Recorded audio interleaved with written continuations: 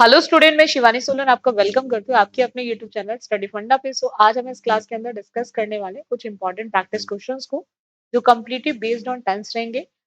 बाकी जिन स्टूडेंट को सीएसएफ का बैच चाहिए, आप बच्चे बैच ले सकते हैं, जिसके लिए आपको प्ले स्टोर पे जाके स्टडी फंडा एप्लीकेशन को डाउनलोड करना है और इसके अंदर आपके सभी सब्जेक्ट्स कवर है, reasoning, GK, mathematics and English. और जो बैच का रहेगा, क्या क्या रहेगा, recorded video lectures, test series रहेगी, व्हाट्सएप ग्रुप फॉर डिस्कशन है, daily current affairs doubt discussion, और उसके अलावा आपके जो पीवाई क्यूज है उनका भी डिस्कशन रहेगा। चलेगा, स्टार्ट करते हैं आज के सेशन को। आज की जो क्लास रहेगी वो प्रैक्टिस क्वेश्चंस की रहेगी। चलेगा, फर्स्ट क्वेश्चन देखेंगे जरा सभी बच्चे। He allowed his son to drive but he Warne him of the danger. अब पॉइंट आता है यहाँ पे, आपके एग्जाम में क्वेश्चन आता है एरर डिटेक्शन का कि कौन सा पार्ट आपको इनकरेक्ट दिया गया है, यानी कि आपको इनकरेक्ट पार्ट चेक करना है, इनमें से कौन सा गलत है। बात हो रही है अलाउ करने की, उसने अलाउ किया, ठीक है, किसको किया, सन को। अब पॉइंट आता है but he Warne him of the danger. भाई ड्राइव करो, लेकिन उसने कहीं ना कहीं उसको वॉर्न भी किया है खतरे को लेकर, ठीक है। अब यहाँ पे पॉइंट क्या आता है बच्चों कि आप बच्चे हमेशा ध्यान रखेंगे sequence, sequence of a sentence, sequence of a sentence, sentence के सीक्वेंस को आप बच्चे हमेशा ध्यान रखेंगे। क्या रहेगा, अगर मैं अलाउड की बात करूं, अलाउड का मतलब है वर्ब की सेकेंड फॉर्म, सेकेंड फॉर्म का मतलब है पास्ट, सेकेंड फॉर्म का मतलब है पास्ट, अलाउड का मतलब है सेकेंड फॉर्म, सेकेंड फॉर्म का मतलब है पास्ट, ठीक है। आप बच्चे ध्यान रखेंगे, अगर उसने अलाउ अपने बेटे को पास्ट में किया है तो डेफिनेटली जो उसको वॉर्न किया गया है वो भी किस में किया गया होगा, पास्ट में। ये जो V1 है, ये V1 आपके प्रेजेंट को बताता है, और हमें प्रेजेंट नहीं, हमें उसे किस में लिखना पड़ेगा, पास्ट में, क्योंकि अलाउ पास्ट में हुआ है तो डेफिनेटली जो वार्निंग दी गई होगी, चेतावनी देने का काम किया गया होगा, वो भी पास्ट में किया गया होगा, ठीक है। तो वहां पे हम लोग प्रेजेंट का यूज नहीं करेंगे, हम किसका यूज करेंगे, पास्ट का।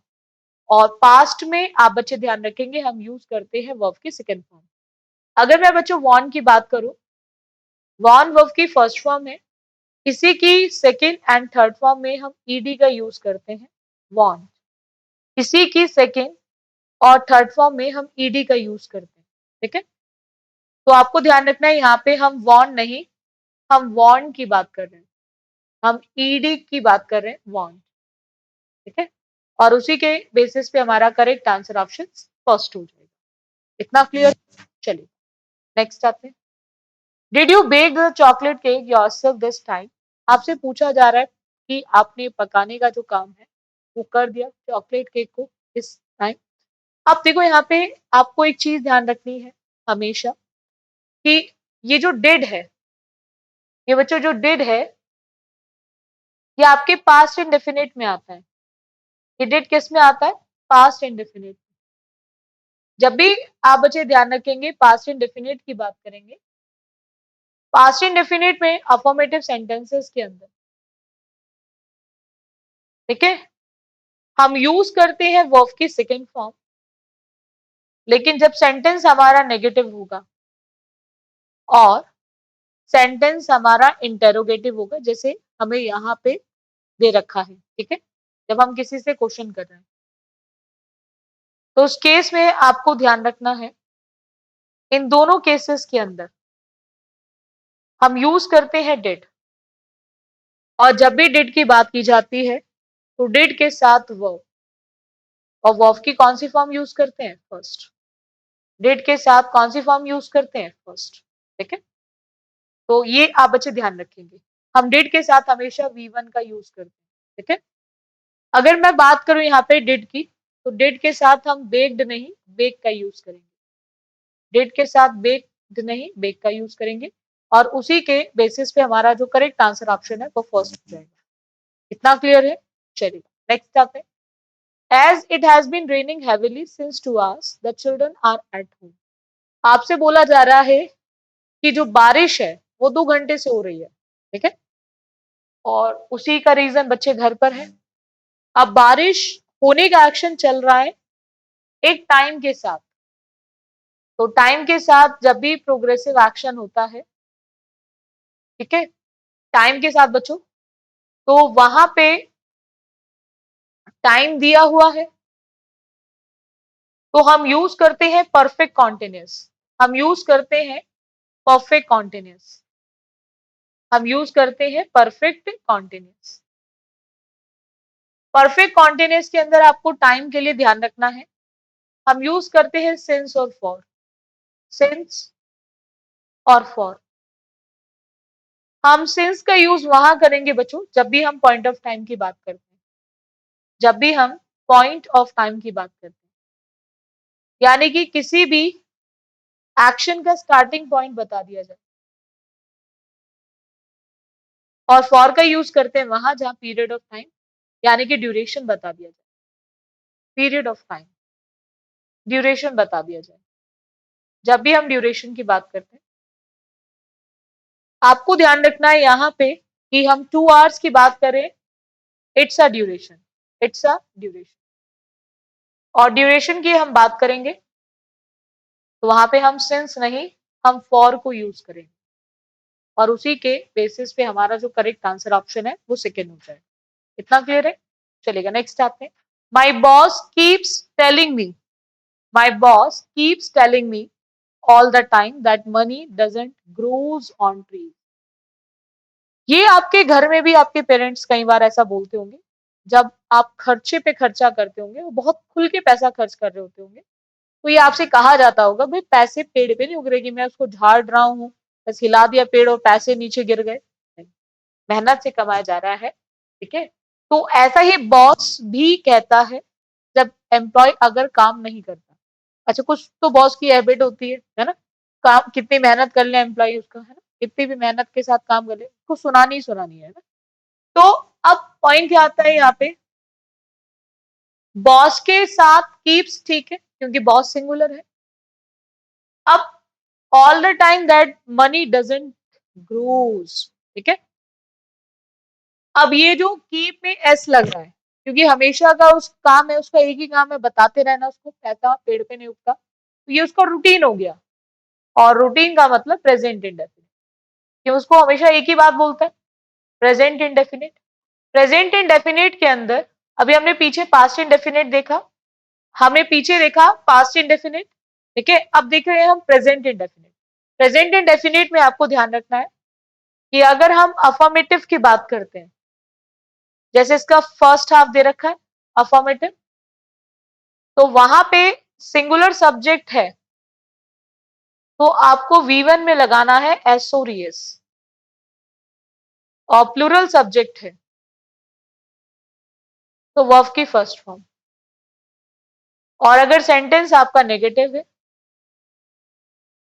या फिर सेंटेंस आपका इंटेरोगेटिव, नेगेटिव है या फिर इंटेरोगेटिव है, तो वहां पे आपको ध्यान रखना है, अगर सब्जेक्ट आपका सिंगुलर है, सब्जेक्ट आपका सिंगुलर है, तो वहां पे डज लगेगा। और अगर सब्जेक्ट आपका प्लूरल है, तो वहां पे आप डू लगाएंगे। और जहां पे भी डज और डू आएगा, वहां पे आपको ध्यान रखना है आप यूज करेंगे वर्ब। और वर्ब की कौन सी फॉर्म यूज करेंगे, वर्ब की फर्स्ट फॉर्म। इतना क्लियर है? तो सेम चीज यहां पे भी करना है, हम डजंट के साथ ग्रोस की जगह ग्रो लिखेंगे, डजंट के साथ ग्रोस की जगह ग्रो लिखेंगे, और उसी के बेसिस पे हमारा जो करेक्ट आंसर ऑप्शन है वो फोर्थ हो जाएगा, ठीक है, doesn't grow. Next, I asked my friend where had he learn to dance so well. अब देखो, मैंने क्या पूछा, कहां से सीखा इतना अच्छा डांस करना, ये चीज फ्रेंड से पूछी गई। देखो बच्चों, दो चीजें होती हैं, एक ये जो वेयर है, ठीक है, ये आपका काम करता है क्वेश्चन वर्ड का, और एक ये काम करेगा आपके कनेक्टर का। आपको ध्यान रखना है, अगर ये क्वेश्चन वर्ड का काम करता है, ठीक है, तो पहले हेल्पिंग, फिर सब्जेक्ट, फिर मेन, और फिर ऑब्जेक्ट, और लास्ट में लगेगा क्वेश्चन मार्क। ठीक है। लेकिन अगर ये कनेक्टर का काम करेगा तो पहले आपको सब्जेक्ट लिखना पड़ेगा और फिर हेल्पिंग, फिर मेन, और फिर आपका रिमेनिंग बचा हुआ ऑब्जेक्ट, और लास्ट में फुल स्टॉप। कुछ इस तरह का स्ट्रक्चर हमें इन दोनों में यूज करना है जब क्वेश्चन वर्ड का काम कर रहा है और कनेक्टर का काम कर रहा है। आप चाहो तो इसको यहां से भी पहचान सकते थे, लास्ट में फुल स्टॉप लगाए, क्वेश्चन मार्क नहीं लगाए, तो ये हमारे कनेक्टर का काम कर रहा है। चाहे आप इसको इस तरह से भी पहचान सकते हो कि यहाँ पे आई सब्जेक्ट है और आस्क्ड वर्ब है, और ही सब्जेक्ट है और हैड लर्न्ड हमारी वर्ब है। ठीक है। तो अगर हमें दो सब्जेक्ट दिए हैं प्लस दो वर्ब दी हैं, तो इट मीन्स डेफिनेटली उस केस में ये काम करेगा कनेक्टर का, क्योंकि दो क्लॉजेस आ गए और दो क्लॉजेस को जोड़ने का काम जो करता है वो आपका कनेक्टर करता है। लेकिन अगर एक ही सब्जेक्ट होता और एक ही वर्ब होती तो ये काम करता आपके क्वेश्चन वर्ड का, तो ये काम करता आपके क्वेश्चन वर्ड का। इस चीज को आपको ध्यान रखना है। ठीक है, ये आप ध्यान रखेंगे। तो अभी हमें क्लियर है यहाँ पे कनेक्टर का काम करेगा। जब कनेक्टर का काम करेगा तो उस केस में हमें कौन सा स्ट्रक्चर फॉलो करना है, नीचे वाला। ठीक है, हम पहले सब्जेक्ट लिखेंगे और फिर हेल्पिंग लिखेंगे, तो यानी कि वेयर के बाद हम हैड ही की जगह लिखेंगे ही हैड। क्या लिखेंगे, ही हैड, और उसी के बेसिस पे हमारा करेक्ट आंसर ऑप्शन फर्स्ट हो जाएगा, ही हैड, ही हैड। इतना क्लियर है। चलेगा नेक्स्ट स्टेप पे। The speaker is about to beginner his speech. जैसे मैं आपसे पूछूं आप टाइम कितना हुआ, आपने देखा घड़ी में, आपने बोला 7 बजने वाले हैं, 6 बजने वाले हैं, 5 बजने वाले हैं, जितना भी टाइम हो रहा है। मैंने आपसे पूछा अच्छा आप तैयारी तो करो, आपकी एज कितनी है, आपने बोला मैं 18 का होने वाला हूँ, 20 का होने वाला हूँ, 25 का होने वाला हूँ। मतलब एक ऐसा एक्शन जो इन फ्यूचर होने वाला है, अभी हुआ नहीं है बट फ्यूचर में फिक्स है, होगा ही होगा। तो आपको ध्यान रखना है बच्चों, वहां पे आप यूज करते हैं गोइंग और अबाउट। जब भी ये मैंने पूरा सीएसएफ के बैच में पूरा डिटेल में एक एक चीज कराई हुई है टेंसेस के अंदर, तो वहां पे आपको गोइंग और अबाउट का यूज करना है। और जब गोइंग और अबाउट की बात करते हैं तो इसके साथ हम यूज करेंगे टी और टू, और जब भी टू आएगा तो टू के साथ यूज करनी है वर्ब की फर्स्ट फॉर्म। टू के साथ हमें यूज करनी है वर्ब की फर्स्ट फॉर्म, गोइंग और अबाउट। मीनिंग दोनों का सेम होता है, दोनों का सेम, जो होने ही वाला है, जो होने ही वाला है, जो होने ही वाला है। एक ऐसी चीज, एक ऐसी घटना, एक ऐसी काम होने ही वाला है, वहां पे हम लोग लिखते हैं गोइंग और अबाउट, और गोइंग और अबाउट के साथ लगाते हैं टी ओ टू, और टू जब भी आता है तो वर्ब की फर्स्ट फॉर्म। अब यहाँ पे हम टू के साथ बिगिनर नहीं, हमें एक्शन वर्ड चाहिए। ठीक है, तो एक्शन में हम कौन सी फॉर्म यूज करेंगे, फर्स्ट फॉर्म। क्योंकि देखो बिगिन जो होती है वो वर्ब की कौन सी फॉर्म होती है, फर्स्ट बच्चों, आई एन। ठीक है, और इसी की जो सेकेंड फॉर्म होती है वो बिगैन होती है, और इसी की जो थर्ड फॉर्म होती है वो बिगन होती है, G U N, G U N. तो आपको ध्यान रखना है हम बिगिन का यूज करते हैं। ठीक है, is about to begin, is about to begin. हम रिमेनिंग ऑप्शंस को बिल्कुल एलिमिनेट कर देंगे। इतना क्लियर है। चलेगा नेक्स्ट स्टेप है। The students usually ask for a bonus time of 30 minutes for completing their projects. जैसे स्कूल में अभी पेपर जब होता होगा तो आपको भी ऐसी आदत होगी, ऐसे स्कूल में एग्जाम जब होते हैं तब बच्चा करता है, पूरा जब टाइम चल रहा होता है तब तो शांति से बैठा होता है, लेकिन जैसे एग्जाम का टाइम ओवर होने का टाइम आता है तो वो बस मुझे थोड़ा सा समय दे दो, थोड़ा समय दे दो। ऐसे ही कुछ स्टूडेंट भी यूजुअली बोलते रहते हैं, किसके लिए, कि उन्हें बोनस टाइम दिया जाए 30 मिनट्स का, किस काम को करने के लिए, जो उनका प्रोजेक्ट है उसको कंप्लीट करने के लिए। अब देखो यहाँ पे हमने अभी पीछे प्रेजेंट इंडेफिनिट देखा, यूजुअली मतलब हमारा रूटीन है। ठीक है, अब हम बात कर रहे हैं किसके, स्टूडेंट्स की, तो स्टूडेंट्स मतलब एक से ज्यादा। तो जब हम प्रेजेंट इंडेफिनिट टेंस की बात करेंगे, जब हम प्रेजेंट इंडेफिनिट टेंस की बात करेंगे तो आपको ध्यान रखना है जहां पे स्टूडेंट एक से ज्यादा तो प्लूरल, स्टूडेंट एक से ज्यादा तो प्लूरल। तो प्रेजेंट इंडेफिनिट के अंदर हम सिंगुलर सब्जेक्ट के साथ तो लगाते हैं बच्चों एसोरियस।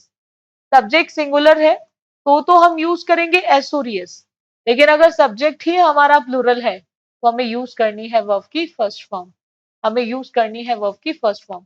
तो यहाँ पे हम जो है आस्क में एस नहीं लगाएंगे, ओनली आस्क, ओनली आस्क, हम आस्क का यूज करेंगे और उसी के बेसिस पे हमारा करेक्ट आंसर ऑप्शन फर्स्ट हो जाएगा। हम आस्क में से एस हटा देंगे, ठीक है, क्यों? क्योंकि हम बात कर रहे हैं स्टूडेंट्स की, स्टूडेंट होता तो आस्क में एस ठीक होता, क्योंकि ये रूल है ना, अगर नाउन में आप एस और एस लगाते हैं, नाउन में एस और एस लगाते हैं तो आपके नाउन को प्लूरल बनाएगा, ठीक है। लेकिन अगर आप वर्ब में एस और एस लगाते हैं, सबसे पहला पॉइंट तो ये है कि वर्ब में एस और एस वर्ब की फर्स्ट फॉर्म में लगता है, तो ये आपकी वर्ब को सिंगुलर बनाएगा, ये आपकी वर्ब को सिंगुलर बनाएगा। चलेगा, नेक्स्ट आते हैं। The ship sank because the engineer has not called for help. अब शिप के डूबने का जो कारण है वो क्या है? क्योंकि इंजीनियर्स ने बिल्कुल मदद नहीं मांगी। अभी मैंने आपको लास्ट में बताया था एग्जाम में सीक्वेंस ऑफ टेंस पे क्वेश्चन बहुत आते हैं। आज ही की क्लास में स्टार्टिंग में हमने क्वेश्चन किया था सीक्वेंस ऑफ टेंस पे। तो मैंने आपसे बोला था कि अगर बात प्रेजेंट में चल रही है तो पूरा ही प्रेजेंट में जाएगा, ठीक है। पास्ट में चल रही है तो पूरा ही पास्ट में जाएगा। अगर डूबने का काम पास्ट में हुआ है तो डेफिनेटली उन्होंने मदद नहीं जो मांगी है वो भी बात पास्ट की होगी, ठीक है। वो भी बात किसकी होगी बच्चों? पास्ट की होगी। मदद भी ना मांगने का काम भी पास्ट में हुआ होगा। अब यहाँ पे हमें क्लियर है कि हम यूज विल तो नहीं कर सकते, उसका रीजन क्योंकि विल जो है वो आपके फ्यूचर को बताता है। विल किसको बताता है बच्चों? फ्यूचर को। अब पॉइंट क्या आता है बच्चों यहाँ पे? डिड और वॉज के साथ कभी फर्स्ट फॉर्म नहीं आती, या तो थर्ड फॉर्म आती है या फिर आईएनजी, तो हमारा ये वाला ऑप्शन भी नहीं होगा। अब डिड पास्ट इंडेफिनिट में आता है, लेकिन डिड तो अपने आप में सेकंड फॉर्म है ना बच्चों, तो जब डिड आएगा तो वो अपने साथ वर्ब की कौन सी फॉर्म लेकर आएगा? First form. जब डिड आएगा तो वो अपने साथ वर्ब की कौन सी फॉर्म लेकर आएगा? First form. और कॉल जो होती है वो वर्ब की फर्स्ट फॉर्म होती है। इसी की जो सेकंड एंड थर्ड फॉर्म होती है वो कॉल्ड होती है, सेकंड फॉर्म भी और थर्ड फॉर्म भी। तो आपको ध्यान रखना है यहाँ पे हम कॉल्ड का यूज नहीं कर सकते, हमें लिखना पड़ेगा डिड नॉट कॉल, और उसी के बेसिस पे हमारा करेक्ट आंसर ऑप्शन सेकंड हो जाएगा, ठीक है।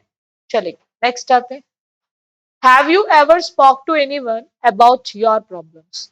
जैसे आपसे पूछा जाता है कई बार, कभी भी आपने अपनी प्रॉब्लम्स के बारे में किसी व्यक्ति विशेष से बात करी है? अब ग्रामर में 3 शब्द जहां पे भी दिखाई दे जाए, बिल्कुल भी सोचना नहीं है इन वर्ड्स को देखकर। पहला हैज, दूसरा हैव और तीसरा हैड। हैज, हैव और हैड, जहां पे भी 3 वर्ड्स दिखाई दे जाए तो आपको ध्यान रखना है वहां पे वर्ब आएगी, लेकिन वर्ब की कौन सी फॉर्म आएगी? Third form. वर्ब की कौन सी फॉर्म आएगी? Third form. स्पीक जो है वो वर्ब की फर्स्ट फॉर्म होती है, इसी की जो सेकंड फॉर्म होती है वो स्पोक, और इसी की जो थर्ड फॉर्म होती है वो स्पोकन होती है। Speak, spoke and spoken. तो आपको ध्यान रखना है यहाँ पे हमने हैव देखा तो हैव के साथ हम स्पोक नहीं स्पोकन का यूज करेंगे, स्पोक नहीं स्पोकन, और उसी के बेसिस पे हमारा करेक्ट आंसर ऑप्शन फर्स्ट हो जाएगा। तो हम लिखेंगे यहाँ पे have you ever spoken to anyone about your problems. इतना क्लियर है? क्योंकि जो पार्ट इनकरेक्ट होता है बच्चों वो हमारा आंसर ऑप्शन बन जाता है। चलेगा, नेक्स्ट आते हैं बच्चों। बात हो रही है यहाँ पे the children opens the door silently. आपको देखना है इसका करेक्ट क्या होगा। अब देखो बच्चों ने खोलने का जो दरवाजा खोला है चुपचाप से खोला है, ठीक है, लेकिन खोला कब है? यस्टरडे, ठीक है। ये जो यस्टरडे है बच्चों, ये यस्टरडे का मतलब है पास्ट, यस्टरडे का मतलब है पास्ट, और पास्ट का भी कौन सा है? इंडेफिनिट। पास्ट का भी कौन सा है? इंडेफिनिट। पास्ट इंडेफिनिट की बात करें, पास्ट इंडेफिनिट के अंदर हम यूज करते हैं सेकेंड फॉर्म। अगर हमारा सेंटेंस होगा अफर्मेटिव, अगर हमारा सेंटेंस होगा अफर्मेटिव, अगर सेंटेंस हमारा अफर्मेटिव होगा, ठीक है। हम यस्टरडे जब भी देखेंगे तो यस्टरडे का मतलब पास्ट इंडेफिनिट, और पास्ट इंडेफिनिट का मतलब वर्ब की सेकंड, अगर सेंटेंस अफर्मेटिव है। और सेकंड फॉर्म का यूज हम हर एक सब्जेक्ट के साथ करेंगे, ही हो, शी हो, आई हो, वी हो, यू हो, दे हो, सबके साथ करेंगे, ठीक है। तो यहाँ पे आपको ध्यान रखना है, हम लिखेंगे ओपन्ड। ओपन्ड जो है ये वर्ब की कौन सी फॉर्म है, सेकेंड फॉर्म, ठीक है। विल जो है ये आपके फ्यूचर को बताता है, और यस्टरडे का मतलब होता है बीता हुआ कल। यस्टरडे का मतलब किससे है, बीते हुए कल से है, तो इसीलिए हम फ्यूचर का यूज नहीं कर सकते, और ना ही हम ओपन लिख सकते, ठीक है, क्योंकि ओपन जो है ये प्रेजेंट को बताता है। ये किसको बताता है, प्रेजेंट को। और विल हैव जो है ये आपके फ्यूचर परफेक्ट को बताता है, किसको बताता है, फ्यूचर परफेक्ट। और हम इन टेंसेस को यूज नहीं करेंगे, इतना क्लियर है। तो यहां से ये भी गलत हो गया, हमारा जो करेक्ट आंसर ऑप्शन है वो थर्ड होगा। इतना क्लियर है, डाउट है सब किसी को, चलेगा। आई होप आप सभी बच्चों को पॉइंट अच्छे से क्लियर हो गया होगा।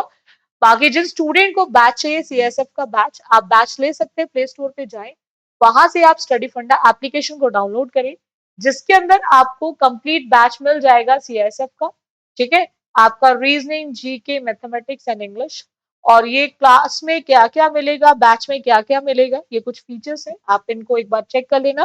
चाहे आपका रिकॉर्डिंग वीडियो लेक्चर्स की बात करें, टेस्ट सीरीज, व्हाट्सएप ग्रुप की बात करें आपके डिस्कशन के लिए, या daily current affair, doubt discussion and PYQs discussion. I hope आप बच्चों को क्लास अच्छी लगी होगी। अगर अच्छी लगी तो इसको जरूर लाइक और शेयर करें, और हमारे साथ जुड़े रहे स्टडी फंडा आप यूट्यूब चैनल पे, चलेगा। स्टूडेंट्स